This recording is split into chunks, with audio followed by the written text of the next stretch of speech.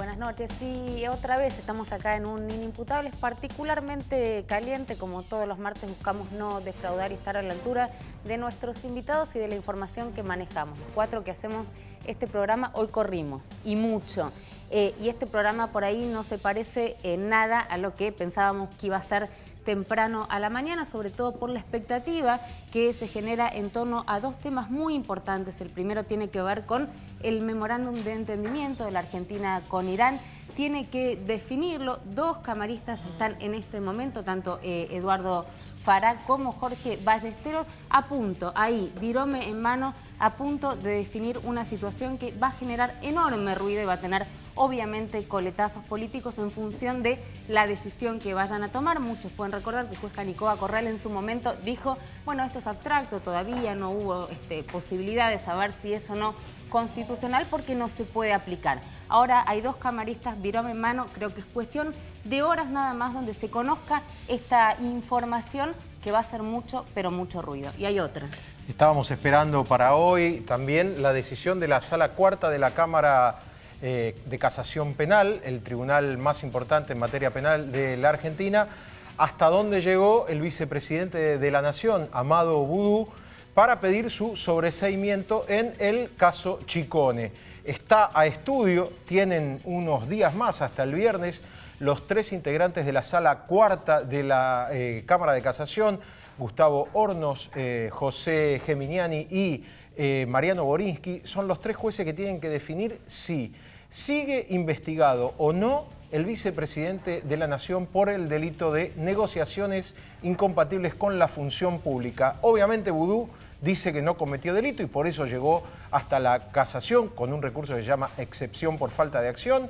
El fiscal del caso, que se llama Jorge Dilelo, pidió la indagatoria, nada menos del vicepresidente y de otra gente, por el negocio alrededor de la empresa Chicone.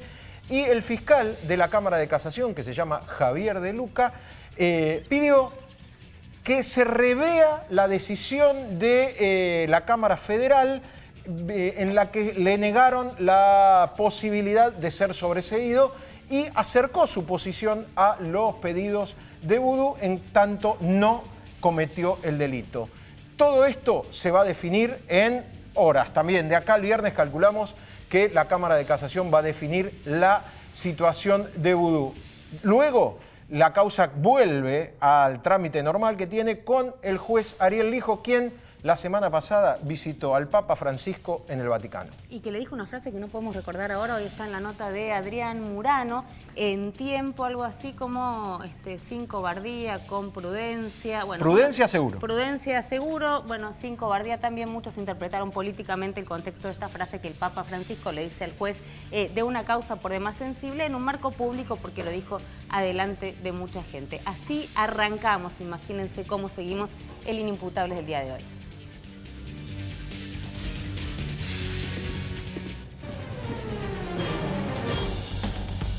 Esta noche en Inimputables, el adiós a Carmen Argibay, el recuerdo de Diana Mafía y Roberto Gargarella, el futuro de la Corte Suprema. Además, las causas judiciales se utilizan para presionar a los sindicalistas. Quédate ahí para conocer qué se comenta en los pasillos de tribunales.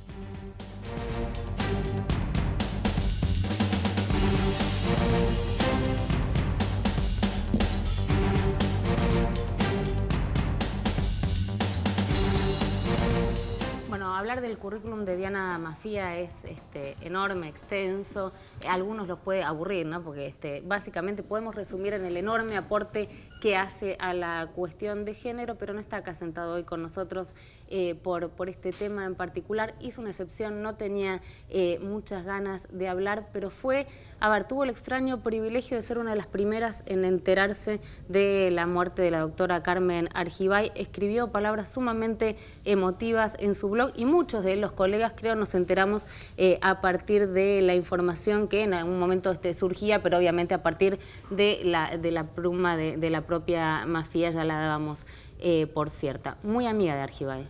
Sí, muy amiga, entrañablemente amiga. Además, bueno, tuve el privilegio de colaborar con ella en el programa Mujer de la Corte, así que es una cuestión de género y no es una cuestión de género porque parte de nuestra relación personal tenía que ver con proyectos en común. Muchos nos preguntábamos, ¿no? Obviamente, más allá del aporte como jurista, ¿qué pierde la Corte con la muerte de Argibay? ¿Qué mirada, qué aporte cree que va a ser irreemplazable? ¿Qué le dio en estos años Argibay a esta Corte Suprema? Yo quiero... hay varias cosas que podrían decirse, y las voy a decir de un modo un poquito impune. Pierde independencia, porque realmente Argibay era una jueza sumamente independiente. Pierde una manera de argumentar que ella privilegiaba fundamentalmente en base a derecho. Hay que ver que más del 40% de sus fallos eran fallos que hacía de manera individual. Más del 60% de sus fallos eran en minoría, no eran apoyando a la mayoría o los consensos de la Corte. Esto, a ver si podemos traducir, no se subía a los fallos de otro, ¿no? No se sumaba, argumentaba por su cuenta y tenía un modo de argumentar muy ajustado a justicia. Era una jueza sumamente independiente. Recuerdo que en casos muy difíciles, yo no soy abogada, entonces hago preguntas incorrectas, como por ejemplo, ¿te llaman por teléfono para presionarte? Y ella me decía, no. Y bueno, hay casos que son tremendamente difíciles y que ella tomara la decisión de no trabajar con colegas, trabajar con sus propios relatores, pensar un escrito para fundamentar su posición, era una manera de trabajar. Es mucho más fácil firmar el fallo de otro, adherir. No digo que no se esté pensando, tomando decisiones, etcétera, pero es más sencillo distribuirse el trabajo de otra manera. Ella en cada fallo lo pensaba, lo argumentaba, buscaba los antecedentes, etcétera. Es un modo de trabajar. Luego yo creo que, bueno, perdemos cupo en la Corte.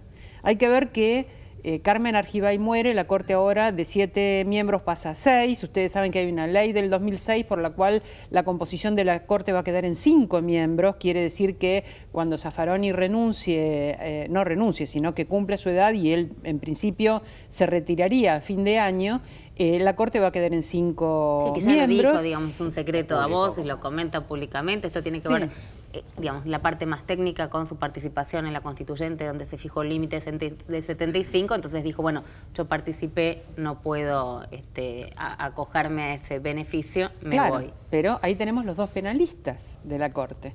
Es decir, que va a quedar una composición de la Corte sin un ingrediente muy importante, que es el derecho penal. A pesar de que Zaffaroni y Argibay solían fallar diferente, tenían diferencias en su percepción del derecho penal, pero de todas maneras ahí tenemos 2 penalistas que van a faltar en la Corte. Cuando la Corte quede con 5 miembros va a quedar con una mujer, que es Elena Hayton. Cuando a partir de los 4 miembros comience a renovar, no hay una norma explícita que diga que hay que proteger el cupo en la Corte. La idea de poner mujeres en la Corte fue una idea política explícita. En su momento el presidente Kirchner decidió que esa renovación de la Corte iba a ser también una renovación por la presencia de mujeres.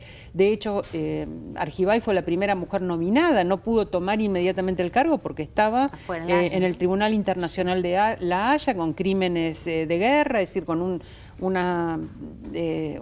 un asunto sumamente importante entre manos, y decidió terminar entonces esa función y por eso asumió recién en el 2005. De hecho, la doctora Elena Hayton asumió antes que ella, pero la primera nominada fue Carmen Argibay, es decir, era el modelo de lo que se aspiraba que fuera una mujer en la justicia. Hubo una mujer en la Corte en los años 70, Margarita Argúas, pero era durante un gobierno no democrático, de manera que esta imagen de ser la presencia femenina en la Corte, esperada por lo que podía ella volcar de un viejo anhelo que tenía, que era capacitar en género a la justicia. Esta era una cosa que ella pensaba y decía y pensaba cómo hacerlo mucho antes de siquiera soñar que podía ser ministra de la Corte. Diana, te quería preguntar si es que te manifestó en alguna ocasión, tratándose de una mujer y en un ambiente tan conservador y donde predominan el género masculino. ¿Cómo le costó a ella ingresar a la Corte? Digamos, ¿fue un ámbito muy difícil? ¿Se le hizo hostil? No, ustedes saben que hubo objeciones porque entre los cambios que hubo en la manera de elegir jueces, y esto fue una cosa muy saludable, restringir un poco el poder presidencial de nominar un juez para la Corte y que el Senado sencillamente lo apruebe, poniendo en el medio una audiencia pública. Esto estuvo un poco debilitado por el hecho de que después las nominaciones eran de a una, entonces no es que la audiencia pública permitía seleccionar entre varios candidatos, pero de todas maneras es una mediación importante con participación popular, eso era un aspecto de democratización de la justicia muy virtuoso. La doctora Argibay recibió muchos ataques en esa audiencia pública. Es más, cuando, como vos mencionás, en el fin de semana yo me entero de su muerte y subo una expresión de desconsuelo a Twitter, y comienza, eso yo ni siquiera lo advertí, se transforma en la noticia de que murió Carmen Argibay. En realidad era mi expresión de duelo, por eso empecé a recibir llamados y dije no quiero hablar con nadie, no era la persona para transmitir eso. Pero en ese momento recibí mensajes totalmente agresivos, violentos. Bueno, de hecho, hubo un portal que tituló directamente "Murió Carmen Argibay", decía abortista, a ver, ayúdenme. Sí, creo que fue la gente. Y atea. Sí. Abortista y atea. Abortista y atea. Pero además, cuando leías el contenido era la transmisión de muchas otras noticias sobre... Era el título lo que chocaba.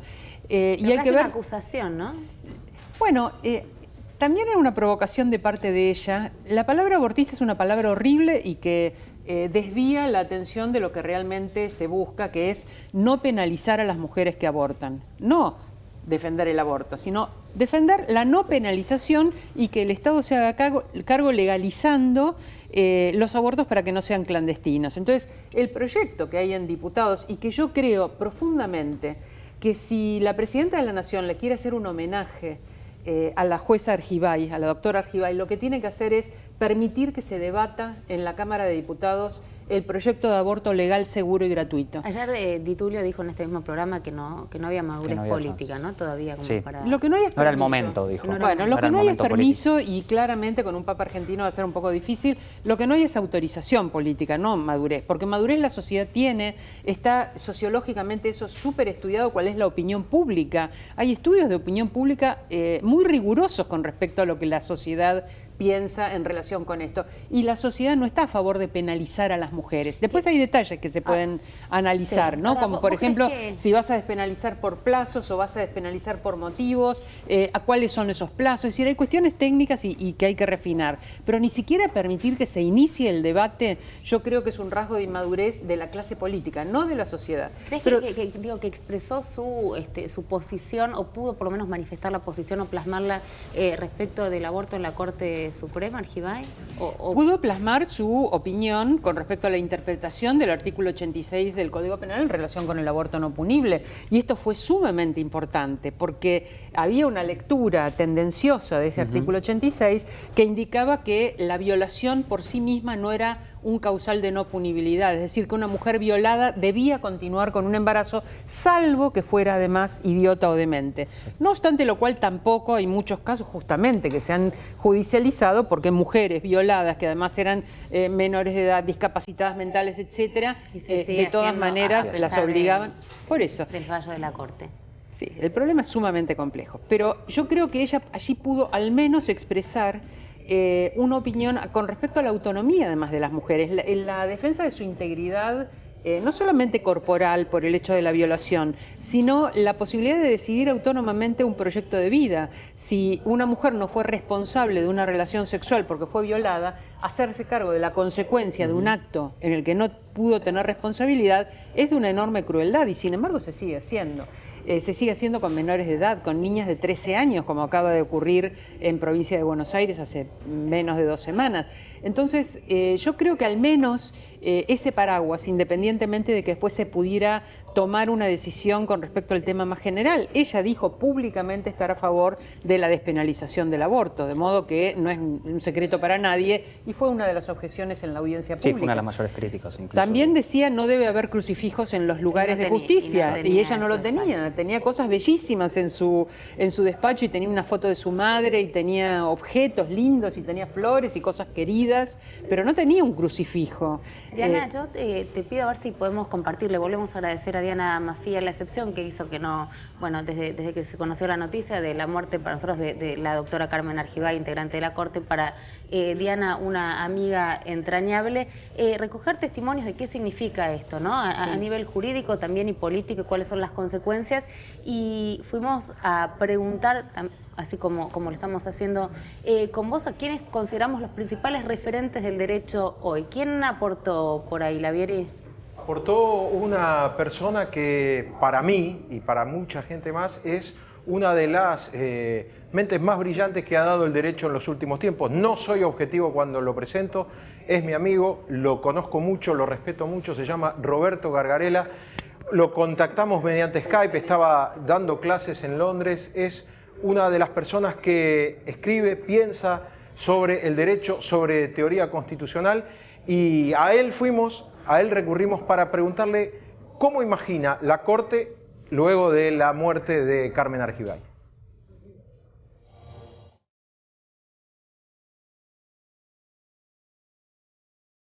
Hay varias cosas que seguramente se van a extrañar, aun cuando mi balance general es más ambiguo.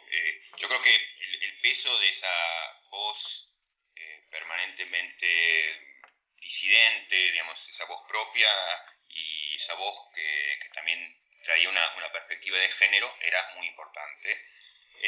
Su preocupación por las cuestiones de género quedaron, como bien se sabe, expresadas en la creación de la Oficina de la Mujer y digamos, en criterios que ella hizo públicos también muchas veces. En los reportajes con ella, ustedes lo conocerán mejor que yo, eran siempre muy ricos porque es una persona con opinión propia y siempre esa voz zumbona, ácida, irónica y al mismo tiempo muy amigable. Yo tengo los mejores recuerdos de ella. Entonces eso yo creo que es muy importante y jugaba en ese sentido un papel bien interesante en la vida de la Corte. Ahora bien, otra cosa que yo destacaría al mismo tiempo, y esto tiene un tono más crítico, es que tanto en el caso de Argibay como en otros, pensaba también en el de Zaffaroni, yo creo que lamentablemente cuando Zaffaroni se retire, la marca que va a quedar, digamos, vacía, lo que va a quedar ausente, tanto el lugar de Argibay como el de Zaffaroni, va a ser menos espectacular y menos fuerte de lo que uno hubiera deseado. Yo a ambos los respeto y los aprecio personalmente, aún con las diferencias fuertes que tengo en algunos casos, pero creo que lamentablemente, siendo quienes eran, siendo dos de las personas más fuertes ideológicamente que hubo en la historia reciente de la Corte, yo creo que también en la historia larga de la Corte, es notable que ninguno de los dos, pero bueno, volvamos sobre el caso de Argibay, haya dejado una marca extraordinaria en su paso. Bueno, digamos, la presencia de esa persona inquieta, disidente, molesta, eso solo era importante más allá de la sustancia de su voto. De algún modo es llamativo que ese lugar, el de la persona molesta, hoy lo termina ocupando Fay, digamos, casi llegando a los 100 años. Y aún, como en el caso de Argibay, muchas veces uno ve fallos que son directamente contradictorios con lo que se esperaba, ¿no? En el caso de Argibay, su voto en el caso de Romina Tejerina, o en el caso del indulto de Santiago Riveros, digamos, en donde de modo muy notable el fallo, la opinión del juez es directamente contraria a lo que uno podía esperar. Sin duda que la ausencia de esta voz disidente va a impactar, pero me parece que las líneas generales están claras. Digamos, Zaffaroni, Lorenzetti, Hayton, yo creo, votando juntos, Petracchi con una posición más liberal, Fay con una posición más, digamos, irritante a veces del disidente, digamos, que no quiere alinearse o que no quiere sujetarse a un fallo demasiado atento a la política pública del momento. No, entonces creo que las líneas generales se van a mantener.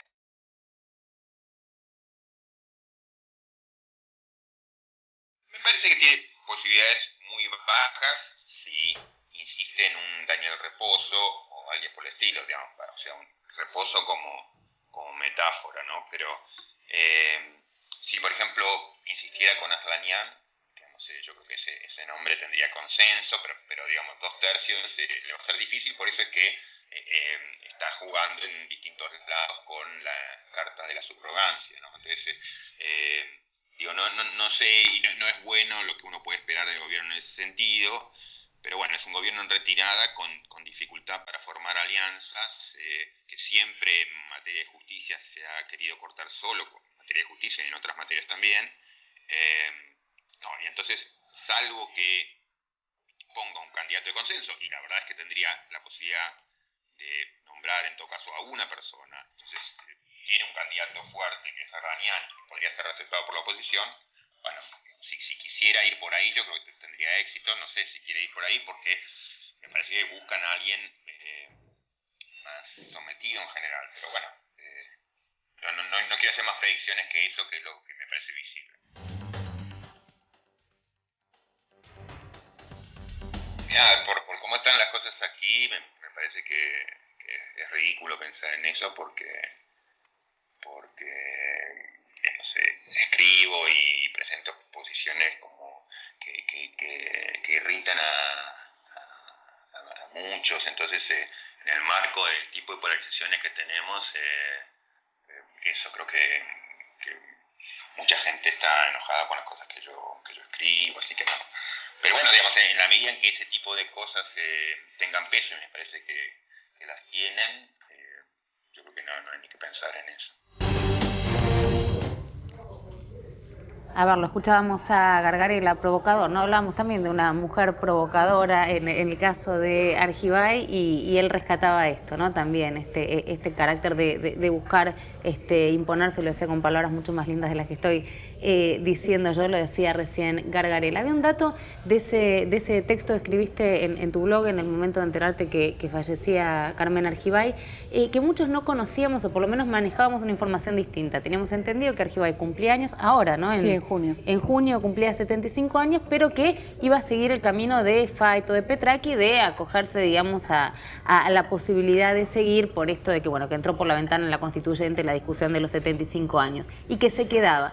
Sin embargo, vos contás que estuviste mucho en el verano con ella en su casa y que hablaban de qué iba a hacer cuando se jubile. ¿Se iba Argibay? Sí, se iba. El plan de ella era no irse de inmediato en el momento en que cumpliera los 75, sino tener unos meses más para dejar programada la oficina mujer. Entonces, a lo sumo se iba a quedar hasta marzo del año que viene, pero se iba, no iba a acogerse a ninguna prerrogativa de posibilidades de extensión del límite de edad ni nada por el estilo. Eso lo tenía absolutamente decidido. ¿Y en la charla te dijo los motivos de por qué su alejamiento es solamente por haber cumplido el límite de edad? Porque era el límite de edad y aquí menciona a Roberto Gargarela, que para mí es como un hermano, porque viste que uno hace su genealogía y tiene sus padres míticos, y los dos somos hijos del padre mítico que es Carlos Nino, así que estamos hermanados en eso. Carmen Argibay se tenía a la ley mucho más que a sus propios deseos, a sus propias inclinaciones o la que le gustaría fallar si las leyes fueran diferentes, pero tenía claro que en un lugar se cambian las leyes y en otro se aplican, y a veces los fallos eran los fallos no los que le hubiera gustado decir, sino lo que creía que tenía que decir, bien o mal interpretado, porque cuando hay fallos diferentes en la Corte obviamente cada cual cree que es lo que tiene que decir. En este caso era porque se atenía al límite de edad, sí, efectivamente. Por supuesto estaba cansada, y lo mismo que está también Raúl Zaffaroni, lo vi hace poquito porque se presentó la editorial de la Justicia de la Ciudad de Buenos Aires, la editorial Jusbaires, con una conferencia de él en la Feria del Libro, y me decía que estaba muy cansado y que la desgastó, perdóname, esta pelea, ¿no?, entre el gobierno y la Corte a partir de la ley de medios. Yo se lo preguntaba, teníamos la posibilidad de entrevistar a Hayton acá y ella dijo, para nosotros fue mucho menos grave de cómo lo vivieron ustedes. Efectivamente. ¿Para yo creo también? No, yo creo que ella estaba acostumbrada a enfrentar, bueno, veamos de dónde venía, ¿no? Estaba acostumbrada a enfrentar problemas difíciles, duros, sabía, ella decía, a los jueces de la Corte nos toca un papel muy odioso, porque a quien nos designó, en este caso el presidente, le damos la mano el día que asumimos y no lo vemos ni le hablamos nunca más. La independencia de la justicia para ella era un valor muy importante y sonaba como ingratitud el decir, quien me dio este lugar, que es un lugar de tanto privilegio en el sentido de que la Corte construye verdad con sus fallos, no es la opinión de cualquiera, la opinión de la Corte construye verdad. Entonces, realmente es una responsabilidad enorme que alguien le delegue ese poder y a esa persona que le dio ese poder decirle nunca más podés influir sobre las decisiones que tomo. Decía, ese es el lugar ingrato que nos toca a quienes somos jueces de la Corte Suprema. De ninguna manera creo que la haya desgastado un caso en particular, ni el de la ley de medios, ni ninguno de los muchos otros casos con mayor difíciles. intensidad nosotros, digo, los periodistas, los medios. En parte porque fue una lucha entre los medios, no solamente una lucha política. Si uno piensa cómo lo vivió la sociedad, también a lo mejor la sociedad la vivió, salvo quienes eran militantes fervientes en una causa. Pensemos que la ley de medios fue una aspiración muy trabajada por la gente del periodismo y de los medios de comunicación durante muchos años. O sea, se catalizó ese debate. No, pero no vivió un desgaste particular en este último año. No, yo creo que no. Yo creo que ella hacía enormes esfuerzos por consolidar otras cosas. Por ejemplo, en su proyecto de la Oficina Mujer, que ella esperaba que se fuera profundizando, incluyó hace 2 años la capacitación y el compromiso con la ley de trata, con el problema de la trata de personas, sobre todo la trata de mujeres para fines de explotación sexual.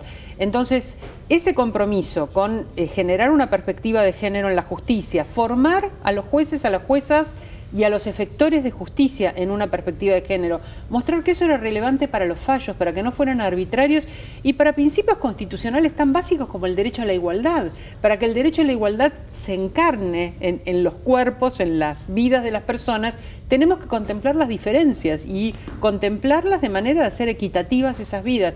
Para ella esa formación era fundamental. Y lo mismo la formación en trata. Recuerdo que cuando se presentó el programa de trata, quien entonces era la persona responsable que ocupaba el cargo que hoy ocupa Gil Carbó, dijo, bueno, la ley de trata es un delito federal, eso realmente fue un cambio extraordinario por parte de la ley, otros son complicados y además es complicado que hace 2 años y medio que la ley está sin reglamentar. Es decir, que formar jueces para que realmente se apliquen principios de una ley que durante 2 años y medio el Ejecutivo no ha reglamentado muestra poca voluntad política. Y el procurador decía que había 3 provincias que se negaban a cooperar en esa federalización del delito. No quiso decir cuáles eran esas 3 provincias, pero claramente hay una insubordinación a la voluntad de un poder central que federaliza un delito y que 3 provincias se niegan a colaborar, y estamos hablando de la trata de personas. También estamos hablando del modo en que se financia la política, estamos hablando de la corrupción, estamos hablando del compromiso de fuerzas de seguridad que no siempre cumplen las funciones que tienen que cumplir. Es decir, estamos hablando de un delito que está enraizado en muchos hábitos de hacer las cosas de una manera que no se corresponde con las normas. Entonces, reglamentar esa ley también sería un homenaje a Carmen Argibay. Diana, no quiero entrar en cuestiones personales, pero me parece que estamos en un medio de comunicación y que también hay una responsabilidad recién fuera de micrófono, y volviéndote a agradecer la excepción de hablar de Carmen Argibay, de tu amiga, y de hacerlo acá en Inimputables. Te preguntaba recién, Sergio, ¿seguías fumando? Sí, seguía fumando. ¿Fumó hasta el final? Seguía fumando y seguía fumando. Cuando nos vimos, fumó mientras estábamos en ese diálogo apacible, mencionándome cosas que no podía hacer, ¿no? Que le costaba porque había ido de vacaciones a un lugar donde no tenía que subir escaleras, pero porque subir escaleras era algo que la agitaba. Esta mañana, hace un rato, me encontré con Mónica Pinto, la decana de la Facultad de Derecho. Allí estamos haciendo un programa de género y derecho y lo abrió Carmen Argibay. O sea, para mí es un orgullo el respaldo de ella realmente, que promoviera, que respaldara las iniciativas que iban hacia esos fines que ella quería tener, sin ninguna figuración, sin ningún protagonismo, porque era una sencillez conmovedora.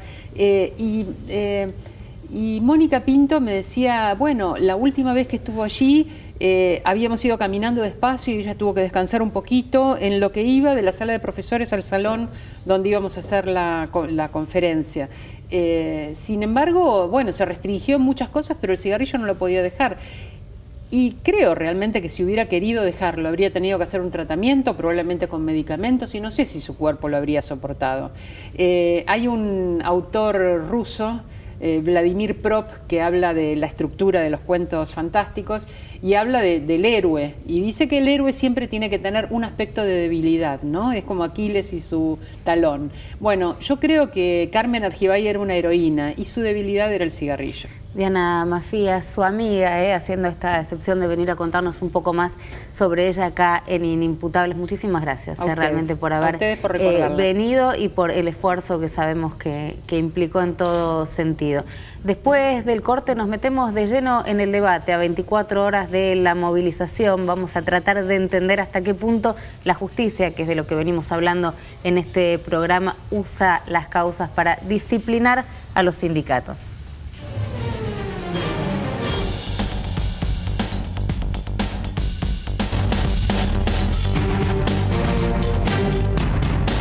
Y a menos de 24 horas, 15 horas, me precisaba Mariano, de la movilización del sindicalismo disidente, escuchábamos fuentes cercanas a Moyano decir, uy, ahora otra vez van a aparecer nuevas causas, se van a reactivar las que estaban cajoneadas. Y nos empezamos a preguntar acá en Inimputables si la justicia utiliza esto como herramienta, si es un arma efectivamente, ¿no? La posibilidad de disciplinar a los sindicalistas amenazándolos con causas en la justicia. Sí, Romina, bueno, la idea era ver hasta qué punto estas advertencias que surgen del sindicalismo opositor, tanto el que encarnan Hugo Moyano, Luis Barrionuevo, el propio Jerónimo Venegas, a quien hemos visto hace un par de años transitar la alcaidía de tribunales y la prisión por 24 horas en la causa relacionada con la mafia de los medicamentos, que también Omar trabajó con mucha intensidad, y también otros sectores disidentes del sindicalismo, no tan orgánicos quizás como aquellos, las agrupaciones, los sindicatos que reportan a partidos de izquierda, que permanentemente están señalando que hay un incremento en la criminalización de la protesta social por un lado y sindical en particular. Si te parece, podemos ver unas placas que preparamos de un informe que hizo el Encuentro por la Memoria, la Verdad y la Justicia, que da cuenta de 5.000 causas abiertas por la participación en la protesta social. De esto ha hecho un desagregado. Hay que aclarar que esto data de marzo de 2012. Hay poca información, hay pocos estudios hechos relacionados con este tema, pero este encuentro, que nuclea por un lado a agrupaciones de derechos humanos, también con organizaciones de abogados que trabajan con las agrupaciones de esta temática, lo trabajaron, decíamos, en 2012. Se señala de estas 5.000 causas, hay algunos casos paradigmáticos como los trabajadores de las comisiones internas de Kraft, PepsiCo, mencionábamos también el de Jerónimo Momo Venegas, como uno de los dirigentes que había sido procesado, y hace poco Omar recibió una falta de mérito, una noticia que lo dejó un poco más tranquilo a Venegas, al de los peones rurales. La semana pasada el Momo Venegas recibió una buena noticia desde los tribunales de Comodoro Pi, porque el juez Norberto Yarvide le dictó la falta de mérito en la causa que podríamos hablar de estos tratamientos que no se hicieron o medicamentos falsos. Tenía varias aristas. La más conocida, y el sindicalista que más disciplinado fue por la justicia, fue Juan José Zanola, que pasó un largo tiempo en la cárcel. La causa va a juicio se le atribuye el haber dado medicamentos que eran placebo o medicamentos falsos en tratamientos importantes a sus afiliados. Después el juez Ariel Lijo procesó y también envió a juicio oral al secretario general del gremio del Ministerio de Economía, Edmundo Rucauf, por lo mismo, por haber cobrado reintegros por los tratamientos que no se hicieron. Y siempre, desde hace mucho tiempo, hay una causa abierta relacionada con troqueles falsos de un medicamento para el cáncer en el gremio de los camioneros. Muchas veces, Bonadío, con una causa que tiene el juez Claudio Bonadío, muchas veces se dijo, está a punto de llamarlo a indagatoria, nunca ha sucedido. creo que era absolutamente falso el posible llamado a indagatoria de Hugo Moyano. Lo cierto es que en relación con los tratamientos de alta complejidad, con lo que se pagaba de reintegros a las obras sociales, hubo por lo menos 4 casos en los que la justicia apuntó fuerte al sindicalismo. Como si fuera poco, Zanola perdió el gremio en el medio de toda esta instancia de debate judicial. Pero si hablamos de debate, hoy trajimos a 2 dirigentes sindicales que reportan a vertientes distintas del sindicalismo, incluso a 2 centrales obreras distintas. Está con nosotros Claudio Marín, del gremio de los telefónicos de FOETRA, y que integra además la cúpula de la Central de Trabajadores Argentinos, la vertiente de Hugo Yasky, la más cercana al gobierno. Y por otro lado, Julio Piumato, titular de la Unión de Empleados de la Justicia de la Nación, un hombre muy cercano, mano derecha de Hugo Moyano en estos últimos años, casi diríamos unos cuantos años, junto al líder de los camioneros, y que mañana podemos empezar por él, porque mañana va a estar participando justamente de esta marcha de protesta hacia la Plaza de Mayo. Piumato. Sí, mañana es una movilización que ya está definida hace 20 días más o menos en el marco del plan de acción, y es una marcha especial porque convocamos a toda la ciudadanía a manifestarse en 3 temas que resumen la gravedad de lo que está viviendo la Argentina, ¿no? La inseguridad, la inflación y la pobreza, ¿no? Y obviamente en función de eso va a ser una marcha especial, no van a haber oradores, se va a leer un documento que sintetiza la posición de la convocatoria y el sentir, creo que de buena parte de la población, por lo menos los que pararon el 10 de abril. Y como figura, es decir, estamos también generando un compromiso de la Argentina que viene. Estamos en momentos muy especiales porque en poco más de 1 año y medio empieza una nueva etapa en la Argentina, y los que nos preocupa tanto la falta de respuesta del gobierno a las demandas de los trabajadores, a las demandas de todos los sectores de la sociedad, la falta de capacidad de respuesta a estos problemas que se van agravando, estas políticas de ajuste que se van dando, sino también hay un llamado a la oposición, que no vemos que realmente ninguno de los sectores de la oposición se vayan expidiendo sobre esos temas de fondo que aquejan a la Argentina. Entonces, Piumato, más allá de estas demandas que son de coyuntura, que hacen a la marcha que van a estar llevando adelante mañana en la Plaza de Mayo, queríamos apuntar al tema que nos ocupaba hoy. ¿Hay una preocupación desde el sindicalismo que está hoy en la vereda de enfrente del gobierno por estas causas que cíclicamente se retoman o se adormecen? Hay como una situación a veces pendular de los expedientes judiciales en tribunales.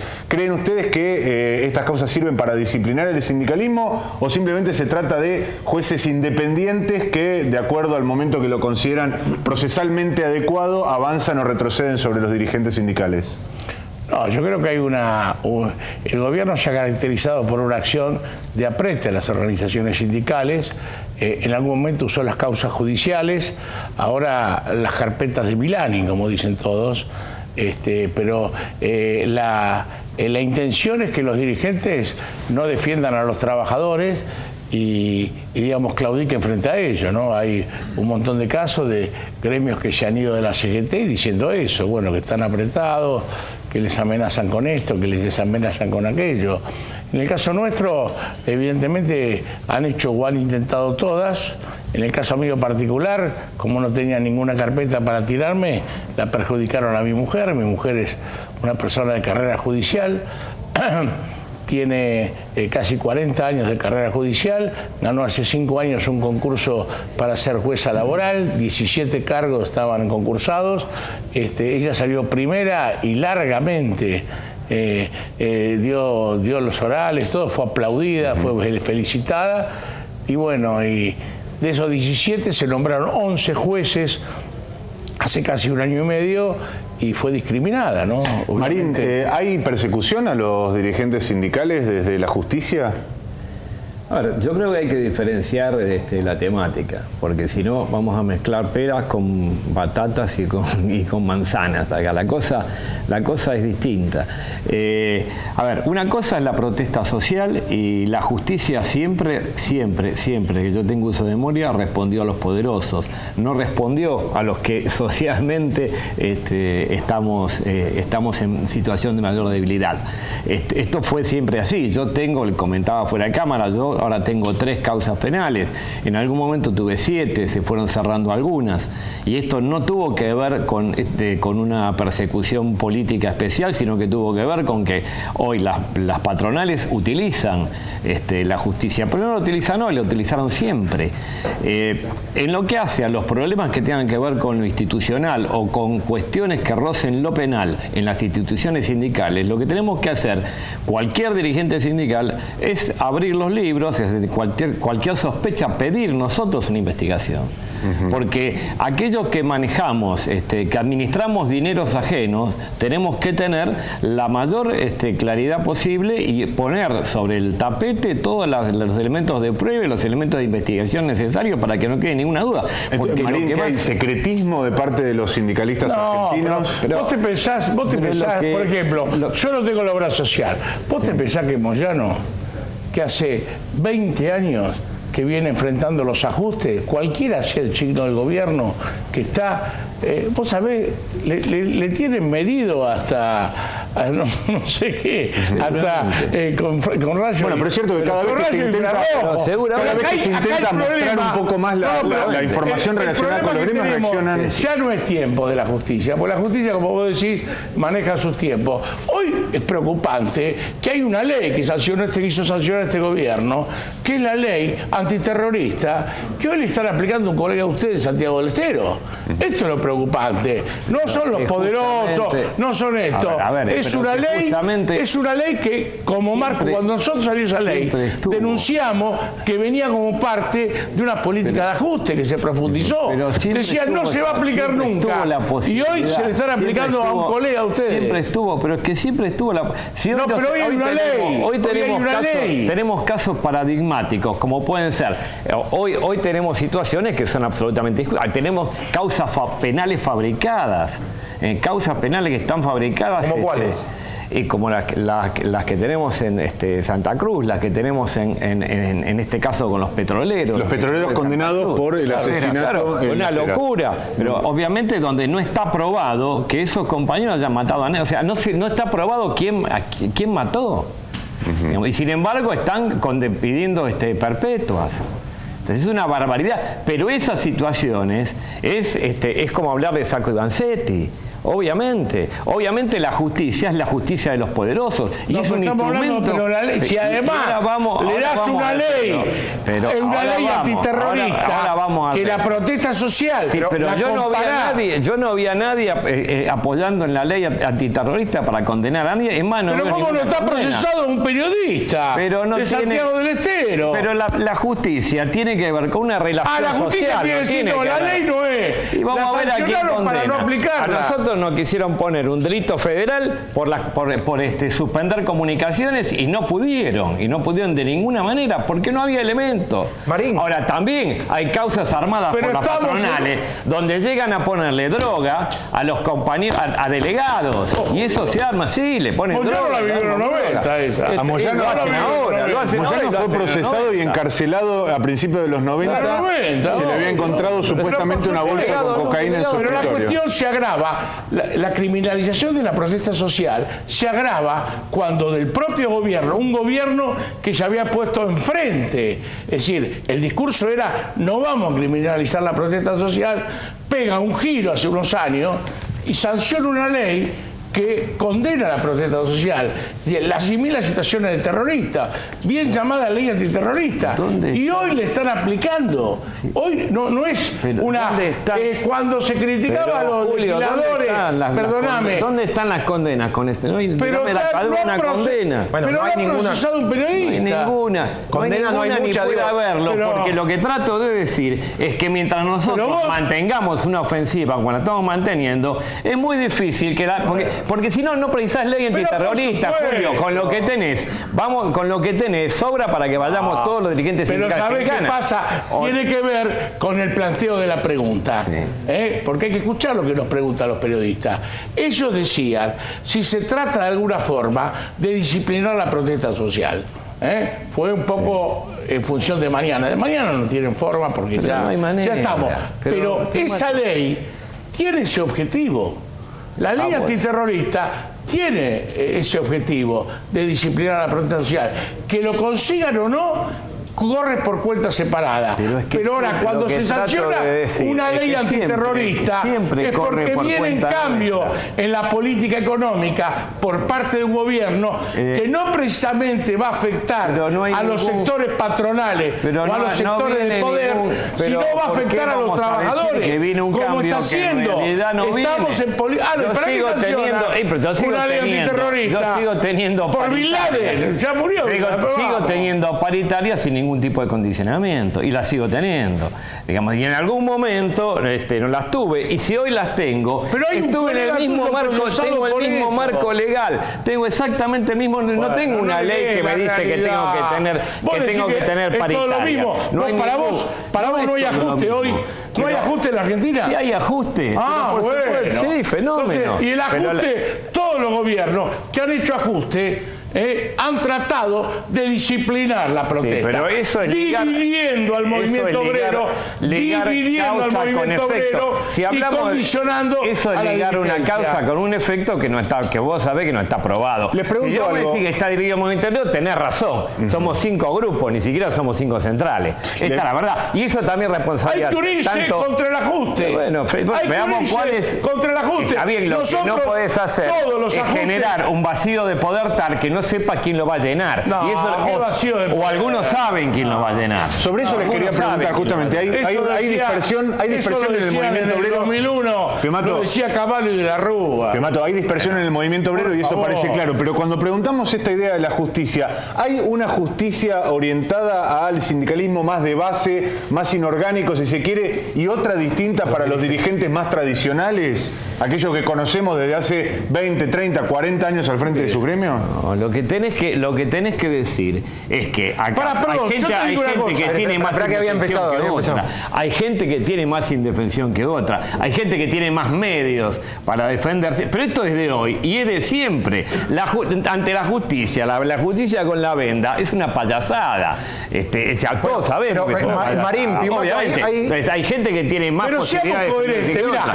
Hoy tenés perdóname, en el bloque anterior que estaban hablando de Carmen Argibay, la amiga, esta abogada, amiga de Carmen Argibay, expresaba claramente que Carmen Argibay muchas veces en su voto no podía decir lo que pensaba porque estaba limitada por el contexto de la ley, ¿no? Si se dicta una ley antiterrorista para perseguir, vos leelo el texto, la protesta social, los jueces, quieran o no, tendrán que esquivarle cuando puedan, pero cuando no puedan lo van a hacer.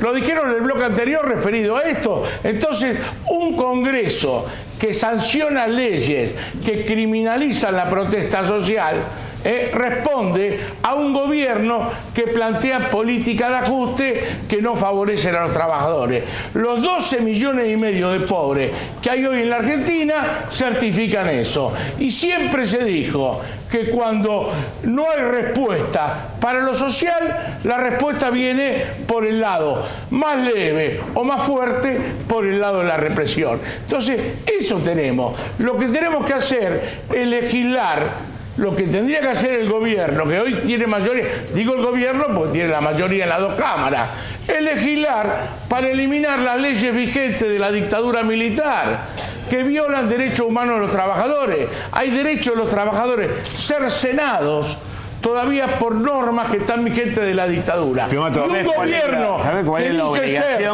defensor de los derechos humanos. Es ver cómo creamos las condiciones políticas para que esas leyes puedan llevarse adelante. Porque no es sencillo luchar contra los poderosos. Gracias, Nosotros tenemos que generar si no lo estamos generando. Gracias. No, pero que nosotros, el gobierno tiene que ponerse del lado humilde. Piumato, le agradecemos mucho, nos tenemos que ir, nos quedamos sin tiempo, nos hemos excedido del tiempo. Pero Esperemos que mañana vaya bien y sea en calma la manifestación y que sea... Entre otras cosas que decía, él hacía recién referencia a Diana Mafía, decía, el día que alguien logre disciplinar a Piumato, que me avisen, ¿eh? Así que esa queda pendiente. Bueno, pero es así. Pero yo no personal. Vamos, seguimos a los trabajadores y a los jubilados afuera, Piumato.